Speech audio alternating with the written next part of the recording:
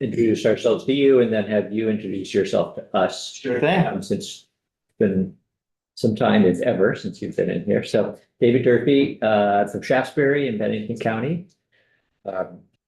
Represent Sunderland and Glastonbury as well. We can go right around here. Hey, Zach, Richard Nelson, Orleans One Derby. Zach and I spent quality time together this summer. Okay, Jed Lipsky, Mile One, Stowe. Nice to meet you, Jed. Nice to meet you. Michelle Boslin, Wyndham 3. Nice to meet you, Michelle. John O'Brien, Windsor Orange One, that's Royalton in my hometown. Oh, nice to meet you, John. John Bartholomew from Heartland, also represent Windsor and West Windsor. Nice to meet you, John, as well. And yeah, for the record, I'm Zach Schakowsky. It's a very difficult last name to spell. Cursive was a challenge growing up, but I made it through. I am an agrochemical program manager with the Division of Plant Industry, formerly known as the Public Health and Agricultural Resource Management Division.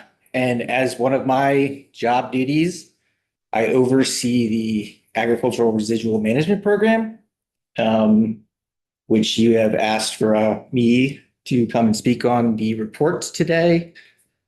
So yeah, I can, I'm happy to roll through it's a very basic report. Answer any questions that you have.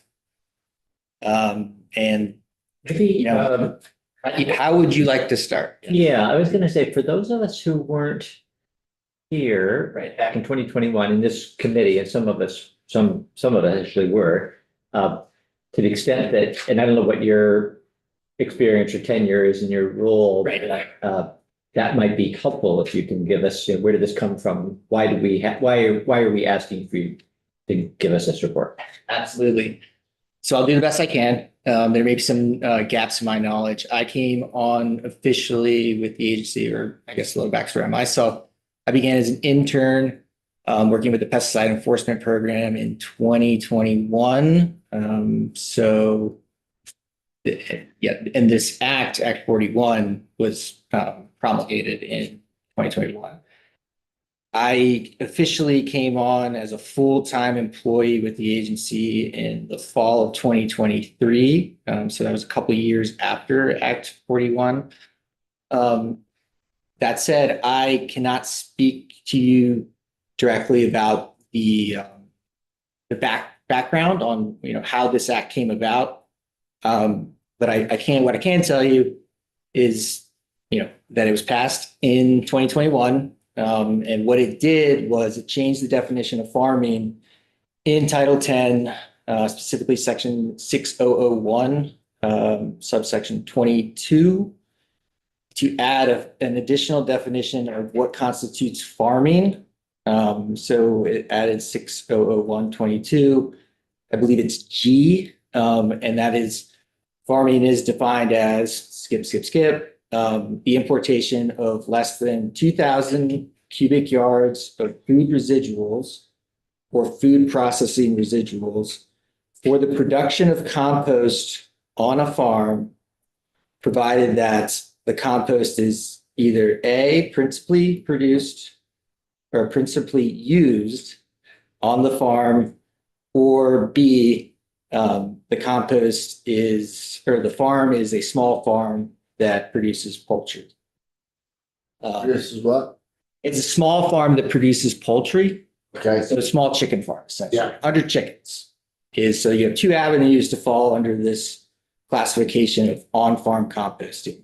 One being you import, and both you have to import less than 2,000 cubic yards for production of compost, and either you use it on your site, use 50% or more of that compost that you're making on the site, or you have chickens. And so, predating this, there was a contingency, I believe, or a practitioner, so to speak, who used chickens as part of their composting process. So the chickens are, kind of foraging on the food scraps. And that was kind of another additional caveat to this practice. So it changed the definition in Act 250, and then it created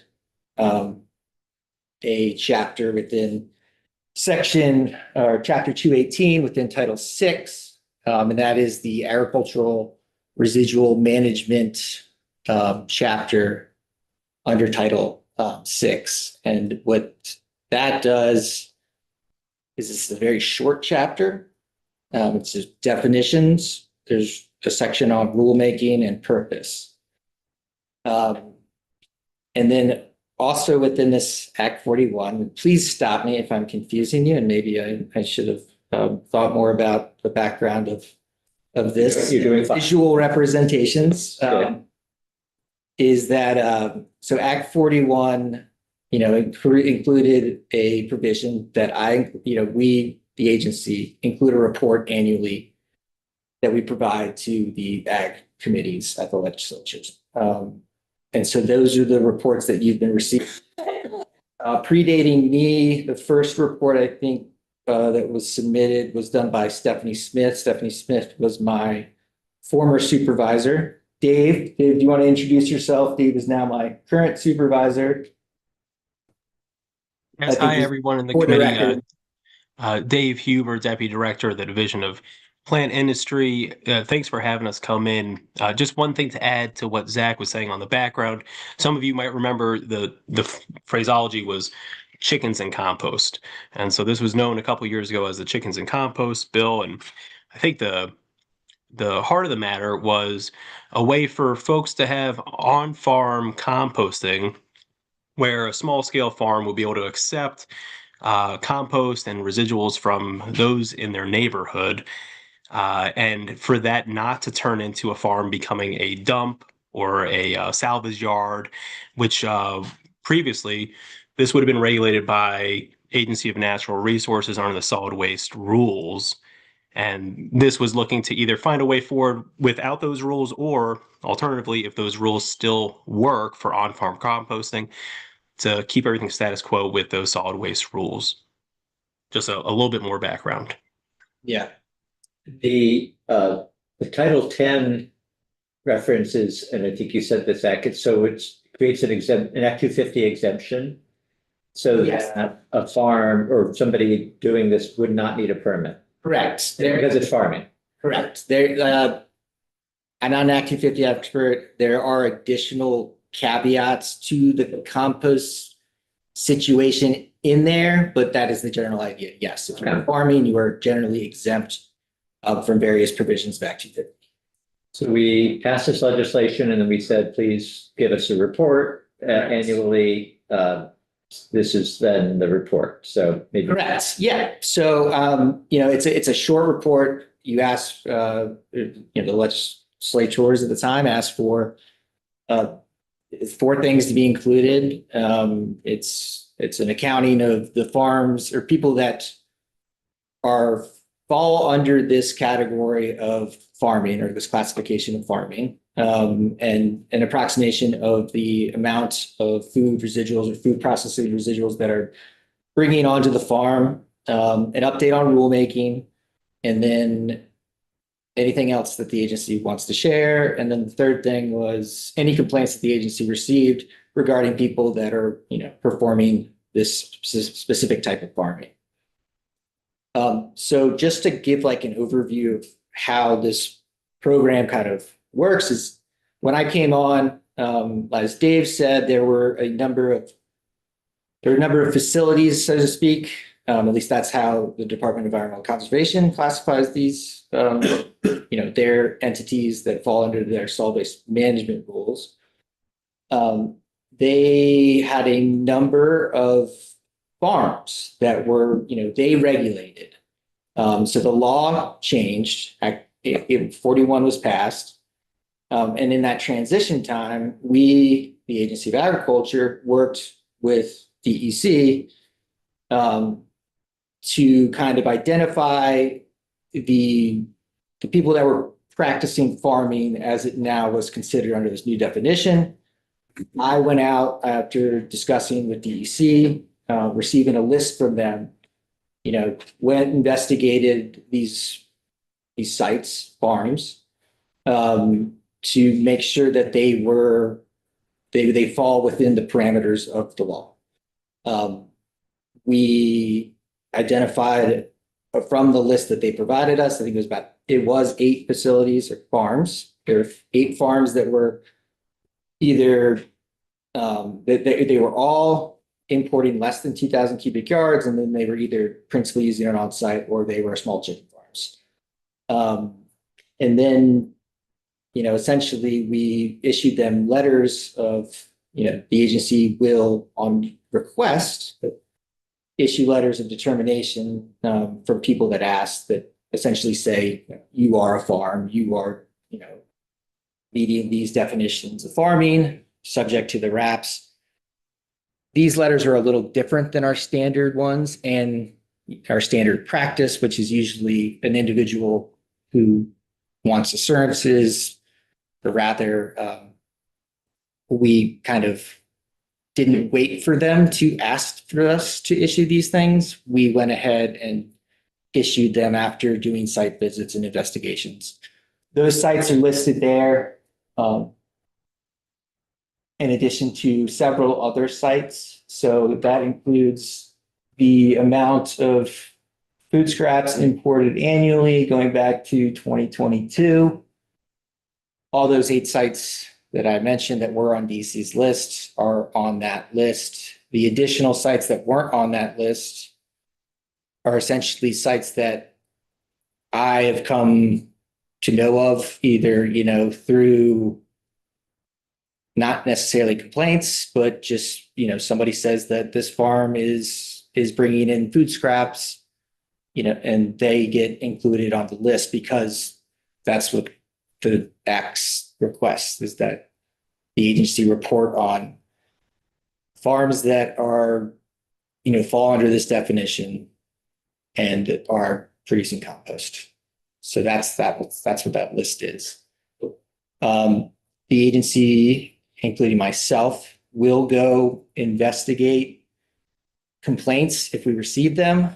In that section above, there is a short description so that, when we do receive complaints through our normal enforcement, complaint process, we will go investigate it to make sure that they're in compliance with what is currently the solid waste management rules. So a little caveat. Let me again stop, see if anyone has any questions. And it's a rather confusing area of law because it goes between several different regulatory programs as well as Act 250 thrown in there as well. The chart that's on the last page here, Dave, if you want to just pick that up again, it's looks like 11 farms. Yeah. And including, you said 8 that were originally identified, so 3, a couple more have come on. Correct. Yes. Some have come on and come off. But it is a relatively small field or a small regulated community. As noted also in the report, there could be more. It's likely that these are small, they're importing very small amounts of food scraps. Typically, it's not uncommon for a farm to have a CSA, and when their CSA members come to pick up their produce, or rather that they bring their food scraps from last time, and they take those food scraps and they compost them. And that may be happening without your knowing of it. Right, and that's generally how, think of it as someone else from water quality has spoken to this. The RIPs work. If the RIPs exist, farms are aware of them, that they need to comply with them, but the agency is not, fully categorizing every small farm that exists. I think that's inaccurate. Does the statute, either Act 41 or elsewhere in statute, require somebody who's composting food residuals to let the agency know? Not necessarily, no. Well, no. The answer, I believe the answer could be no. The statute does not say so. the reporting does not require that we, actively determine that everybody that could or could not be making, doing this practice be identified. What we have done is we have identified, to my knowledge, the people that fall into the upper echelon of the classification, which is, up in the 900s and above. That gets to be a lot. I'm not sure. Yeah. It's the smaller amounts. Representative Nelson. The third one down, Marjo Acres. Marky, Joanne Lawson and they, right now, this week, their eggs are on sale in the spirit of Easter at $3.50 a dozen. During the avian influenza, when eggs were $6-7 a dozen, they kept them static level $4.50 a dozen. They It's a big egg farm. no, I don't know how many chickens are running. They brought 25 dozen eggs in Agway the other day. Newport Farm and Garden. And they, this winter, obviously wasn't near that many, but the chickens were like strong. But they pick up compost from the hospital, the high schools and everything. It seems to be a pretty good operation. You drive by and they got a pile out there and the chickens are, it's a retired dairy farmer. And he's got some beef cows, bunch of chickens and compost. You haven't had any problems with complaints on any of these places or actions? The agency won't, speak specifically. No, not Any specifically, specific but farm. Very few complaints come in regarding this practice. We have received some complaints. And generally speaking, they were either resolved in the field or are currently, I guess, the technical assistance has been the approach. Odors can be a complaint with this. It's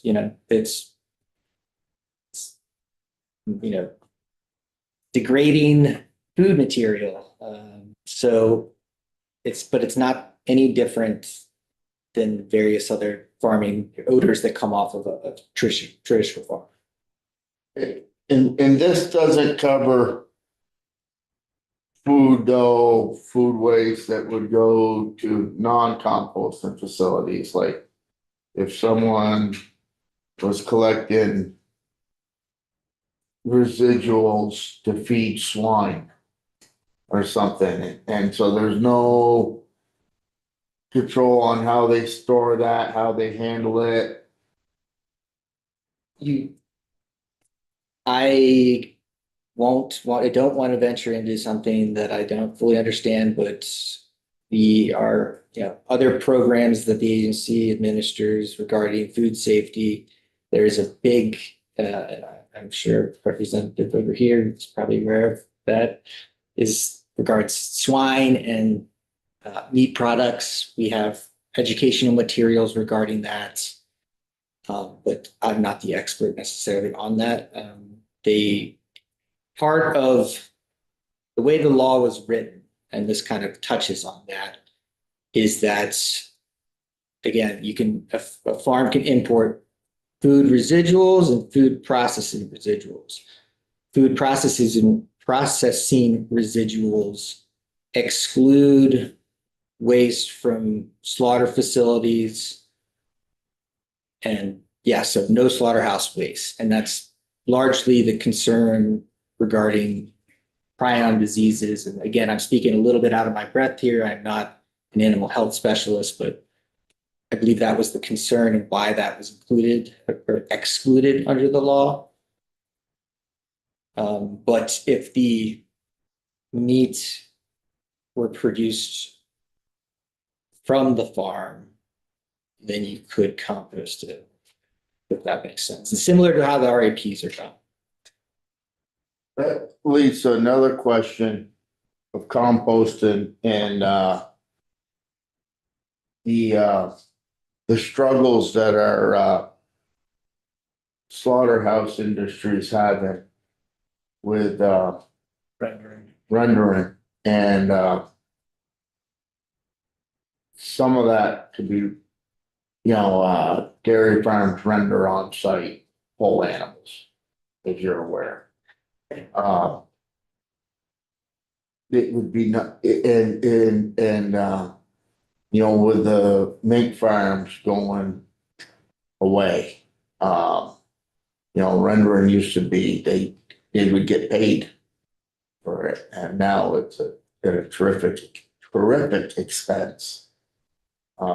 Not many sites taking it. That's correct.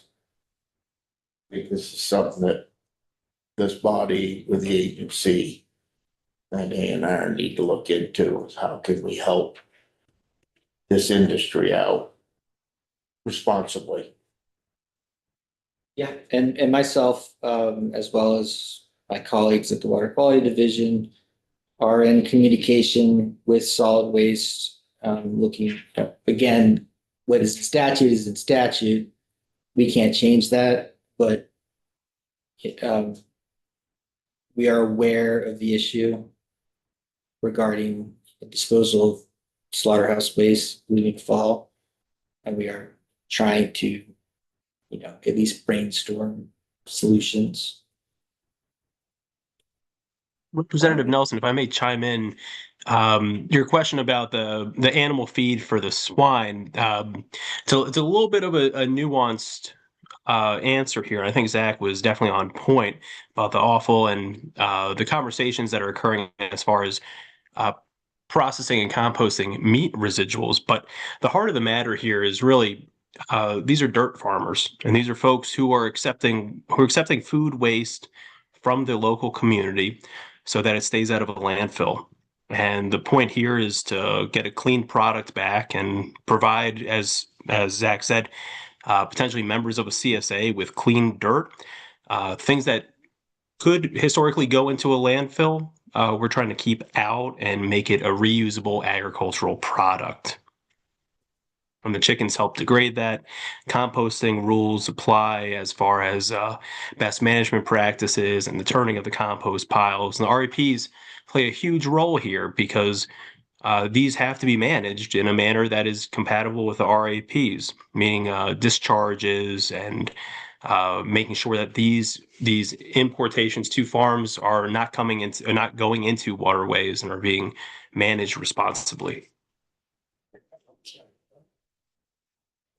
Say, we'll get to Representative O'Brien's question, but maybe just have you go through, you touched on a lot of it already, that just go through the 4 deliverables and.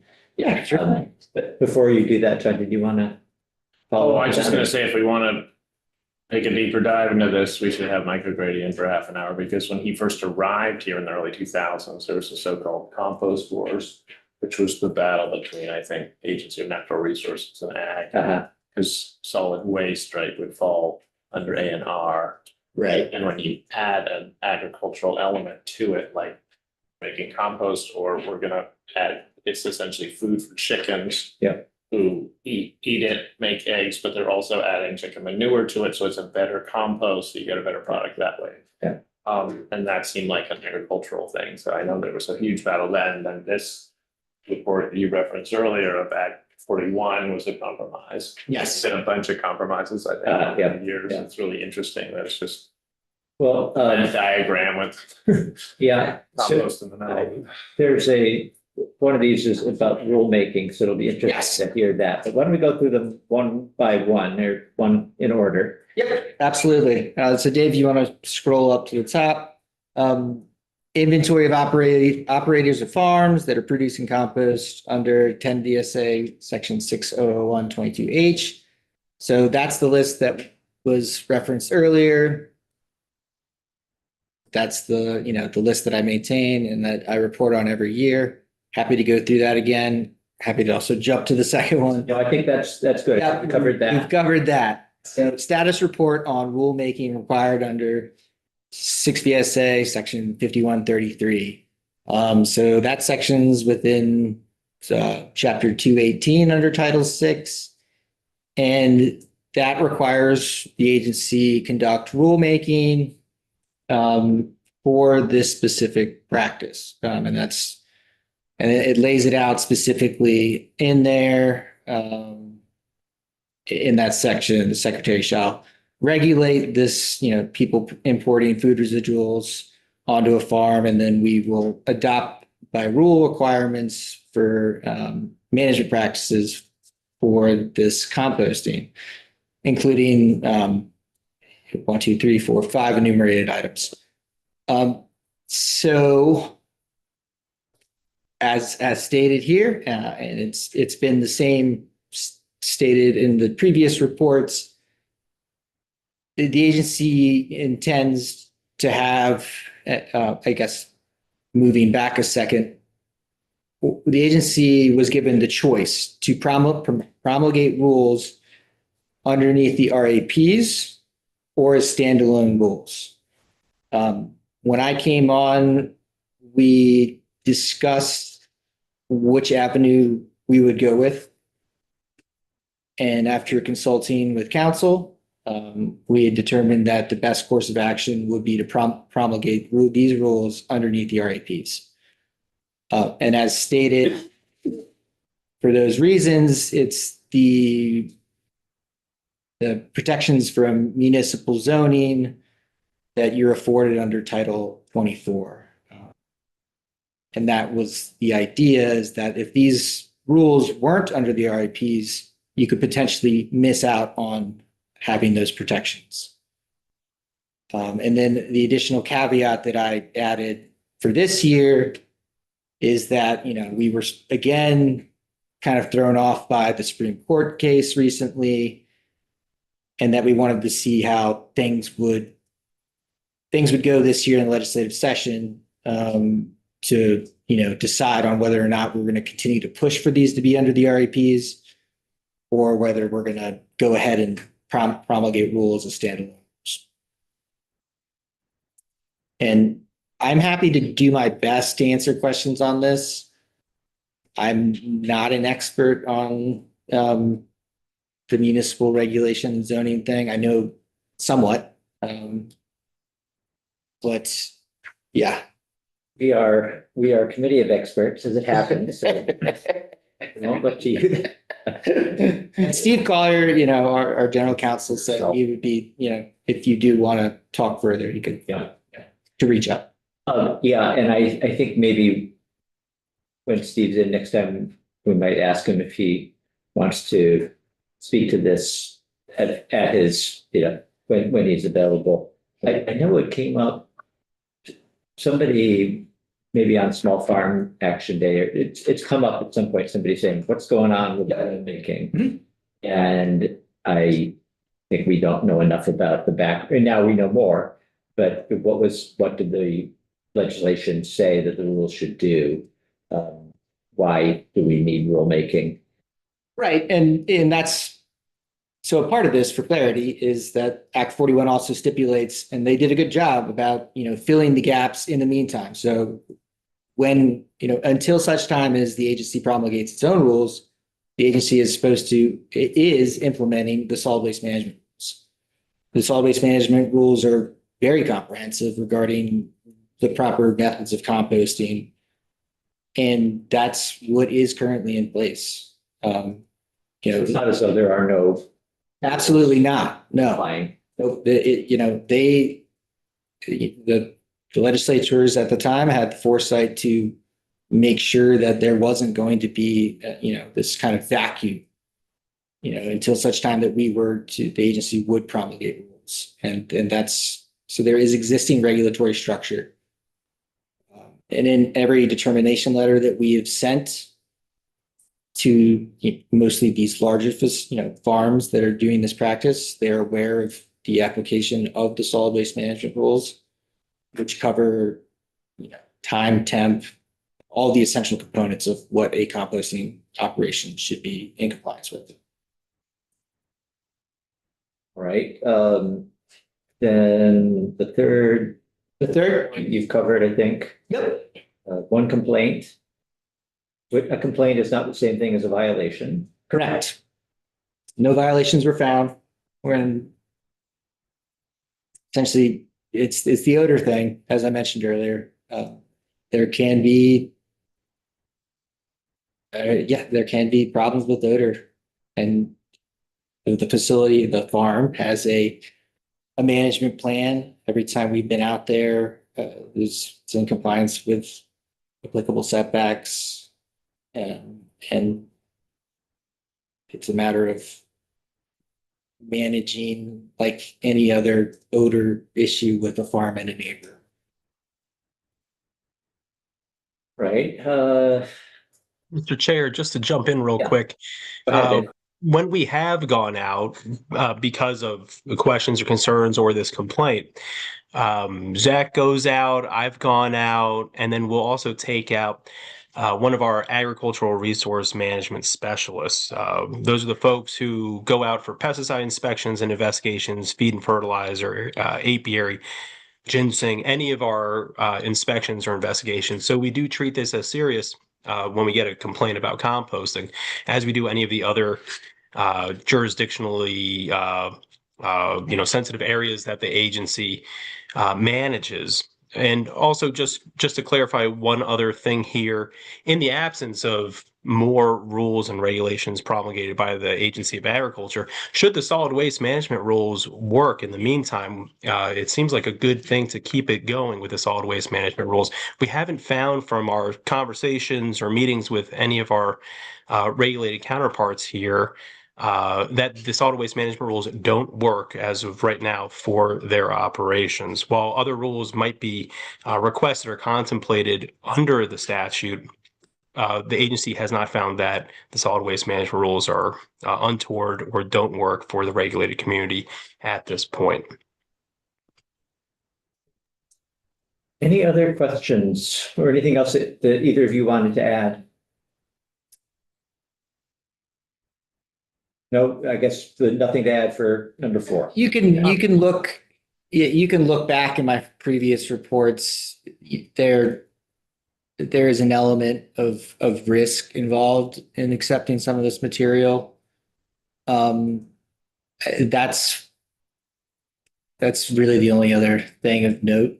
But a lot of these facilities do a good job in, working with their, I guess, clients, as you could call it, to reduce the amount of potential contamination of the feedstock. But it's always going to be a risk. Another thing, Mr. Chair, and members of the committee, one big complaint that we get from the regulated community is about PLU stickers. So if you think Yes. about Chiquita on the banana or that little barcode on the avocado shell, the exterior of the avocado, the rind, those should be removed before putting into a compost pile. And a lot of folks who are looking to compost are looking to do it appropriately and with common sense, and they mean well, but there is always that added layer of maintenance that when that's involved, it does make it a little bit difficult for people to stay compliant. And so what we hear from the regulated community is we really wish that those PLU stickers, maybe something were to change with those just to make it a little bit easier to accept the food scraps. Now, it's not hard for somebody to drop off food scraps. Usually there's a bin where somebody will come around and collect the food scraps from the neighboring community. But it is pretty difficult to tell people who are maybe not part of your CSA, I can't accept this because you haven't done your maintenance part. We have heard from those who have CSAs that it is easier to tell everyone in the CSA in a newsletter that, here's the rules for the CSA. If you're going to bring back your food scraps, please remove all metal, all PLU stickers or SKUs or anything like that to make it as easy of a transition to go through the composting process, because certain things don't break down. And we want to make sure that we're not putting things into our soil that we wouldn't want to put into our body. Pretty upset Is if I the, get a bag with Chiquita. Are these food residuals typically coming from consumers or individuals as opposed to businesses, retail, or other? It depends on the size. So as you can imagine, the larger your sources, more institutional sources, the potential for contamination goes up. So it's not just household. That is correct. Yeah. It's almost like you were listening into our conversation. A few of us earlier were having this very conversation, wondering if Vermont can do anything to make these labels compostable. Yes. It's very, very weird that you brought that up. And thank you, Dave, for bringing that up. Yeah, it's that and it's silverware is commonly found. Yeah, it's up there. Actual metal? Or What's that? metal and plastic? Or- Yeah, both. And more so when you get into the schools and the hospitals. That's another thing the committee might want to look at, the language surrounding compostable materials, such as what Zach said, the bags or the Bags. silverware, whether or not they actually are compostable. I mean, they might be degradable. But Right. is that something that is going to stick around? How long does it take to break down with conventional composting practices?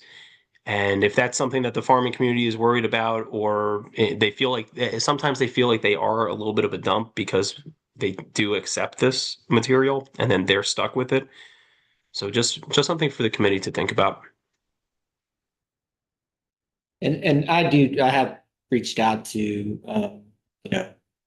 the community and a lot of them do their best efforts to not accept, these compostable bags, but a lot of times it's a farm. Farms are very busy and very understaffed. And it's not always easy to monitor what is potentially coming in some of these areas. Yeah. Well, thank you both for joining us and for the report. Absolutely. Yeah, John. I just wondered, I mean, referencing what Representative Nelson said earlier, that I remember Mike O'Grady telling us that there was like a bakery in Ticonderoga that their seconds are bought and actually fed to, I think even, cattle, maybe even dairy cattle, and maybe some of the hogs, but just that whole sort of category of food residuals that's used again as food. Where does that fall in this? Because that doesn't go to dirt farmer. That is correct. Yeah, Baker's commodity, I believe you're talking about Baker's commodities.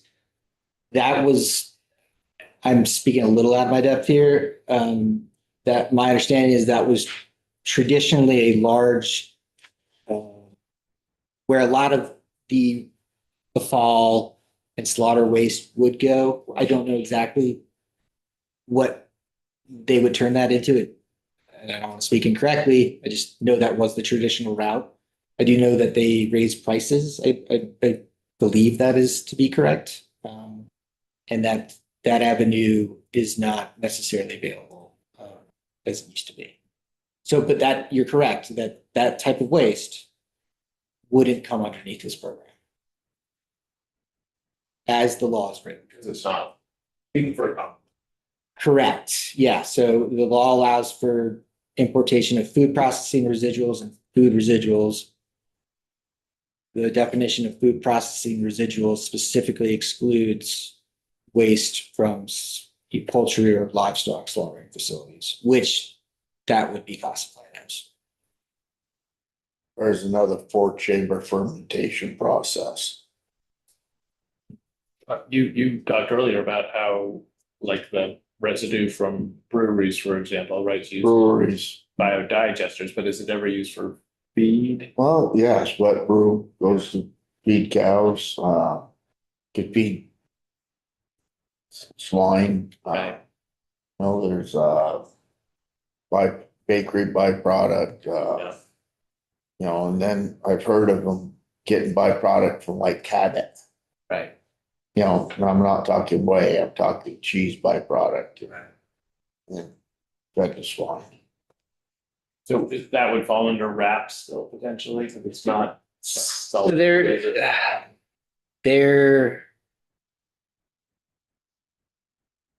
I don't want to give you the incorrect answer. Yeah. Maybe. Yeah. It's generally solid waste. There are certain programs. There is another program within the Water Quality Division that deals with non-sewage waste. I believe you heard a bill this, Yeah. right, that changes some of the elements of that. But generally speaking, slaughter waste is considered solid waste. Right, but the non-slaughter, like we're doing Right, second, food seconds and things like that, yeah. yeah. Right, any other questions? Okay, good. Well, thank you for updating us. Helpful. Absolutely. Thank you for having me. All right. Thank you, members of the Patricia, committee.